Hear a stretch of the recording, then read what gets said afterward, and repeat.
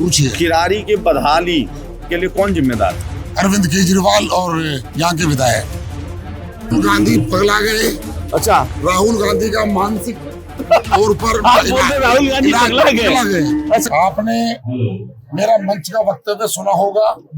दुर्गा माता का हमें आशीर्वाद मिले, माँ दुर्गा की हमारे पर कृपा रहे।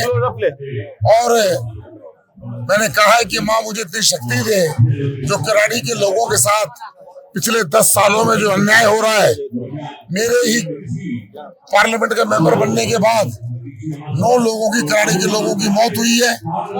इससे ज्यादा दुर्घटना कोई बड़ी हो नहीं सकती।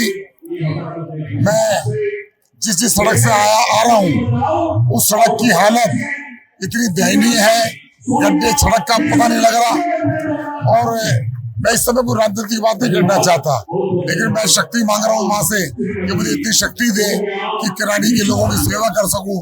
और ये जो सरकार 10 साल की है, इस सरकार ने किराड़ी का बद से बदतर हालत पैदा कर दी है।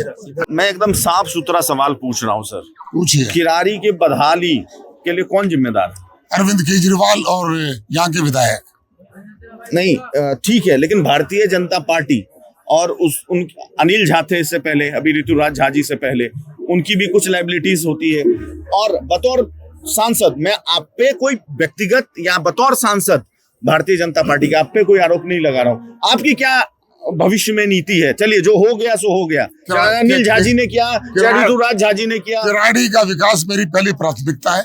हाँ, किराड़ी का विकास करूंगा। हरियाणा चुनाव के बाद भारतीय जनता पार्टी दिल्ली चुनाव के लिए कितना कॉन्फिडेंट है? 100% कॉन्फिडेंट। क्या लग रहा है अब? मतलब सरकार बनेगी भारतीय जनता पार्टी। इस बार झाड़ू बिखरेगी और कमल खिलेगा? पक्का खिलेगा, पक्का। दलितों, देखिए आप एक मैं आपको एक जाति की राजनीति में नहीं बांधना चाह रहा हूँ, और हालांकि हर वर्ग का समर्थन मिलता है आपको, लेकिन भारतीय जनता पार्टी में इस वक्त राहुल गांधी लगातार एलिगेशन लगा रहे हैं कि ना कोई ओबीसी, ना कोई एससी, ना कोई एसटी सरकार में भागीदारी मिलती नहीं है। राहुल गांधी पगला गए। अच्छा, राहुल गांधी का मानसिक तौर पर राहुल गांधी पगला गए। अच्छा, उनका इलाज होना चाहिए। हाँ। उनको जलेबी का पता नहीं। हाँ। जलेबी हलवाई बनाता है। हाँ। और तई के अंदर बनाता है। हाँ। उसमें घी डला होता है।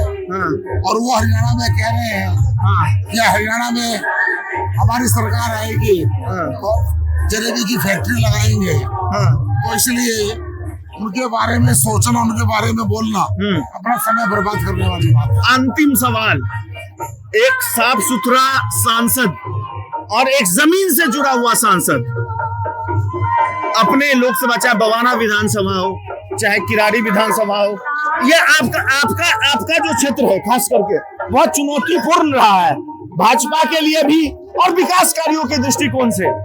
दोनों पृष्ठभूमि पे बीजेपी के लिए और विकास के लिए क्या करेंगे योगेंद्र सिंह आने वाले समय में? पिछले 10 साल के अंदर यहाँ के विधायक ने क्षेत्र का कोई विकास नहीं किया। अब वो रात को अंधेरे की आकर कुछ गलियां बनाकर वो वीडियो डाल रहे हैं। मेरा उनको कहना है कि किराड़ी का 12 से रेलवे फाटक वो अब तक बन जाना चाहिए था। भारत सरकार वो तो कह रहे हैं कि एलजी रोक देते हैं हर चीज में। मैं कह रहा हूँ, अधिकृत कह रहा हूँ, इसमें कोई एलजी का रोल नहीं, मैं आपको सीधा सवाल बोल रहा हूँ कि वो कह रहे हैं कि एलजी हर चीज में रोक देते हैं। मैं जो आप एलजी हर चीज में रोक देते हैं, एलजी करप्शन में तो उनको रोकते हैं तो रुकते नहीं है, वो करप्शन करते हैं। मेरा सीधा और स्पष्ट सवाल जान लीजिए आप। मेरा सीधा यहाँ के विधायक से मेरा क्वेश्चन है कि रेलवे का वाराणसी का फाटक जो किराड़ी रेलवे से लेकर निकलता है रोहतक रोड पर, 2015-16 में देश के प्रधानमंत्री नरेंद्र मोदी जी ने और भारत सरकार के रेल मंत्री ने 132 करोड़ रुपया दिया था। अब तक वो फाटक बनकर तैयार हो जाना चाहिए था। क्यों नहीं तैयार हुआ सर? क्यों नहीं तैयार हुआ? रेलवे मंत्रालय तो भारत सरकार सुनिए, DRM की रिपोर्ट मेरे पास है। अश्वनी वैष्णव पूरे देश में इतना अच्छा काम कर रहे हैं। पूरी बात सुनिए आप, और मेरी बात को जरा यहाँ के विधायक को भी कह दीजिए, समय वो बता दे। मैं उनको टैग करूंगा सोशल मीडिया पे, आप जो भी कहेंगे। समय बता दे, स्थान बता दे, रेलवे के क्रॉसिंग पे आ जाए। वो तो पैर पकड़ रहे हैं आपके विधायकों के। सुनिए, हम तो अभी वो भी पकड़ेंगे। अभी तो केजरीवाल भी पांव पकड़ेंगे। केजरीवाल जिस प्रकार की राजनीति कर रहे हैं, जिस इतनी घटिया राजनीति कर रहे हैं।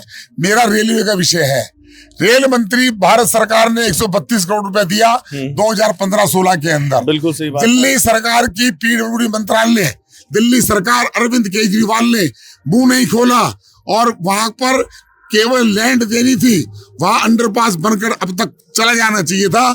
10 साल से ज्यादा कोई स्कीम को आप रख नहीं सकते, वह स्कीम वापस गई है। ये मेरा अधिकृत बयान है, ये मैं जो बोल रहा हूँ मेरे पास इसके कागज हैं जो डीआरएम ने मुझे दिया है।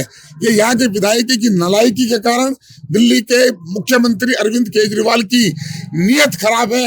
वह लोगों की सेवा नहीं करना चाहते, पैसा लूटना चाहते हैं। और वह अभी मैं इसको लेकर मैं कहना चाहता हूँ यहाँ के विधायक को समय बता दे, स्थान बता दे और ज्यादा नहीं तो रेलवे फाटक पर आ जाए और मंच लगा ले।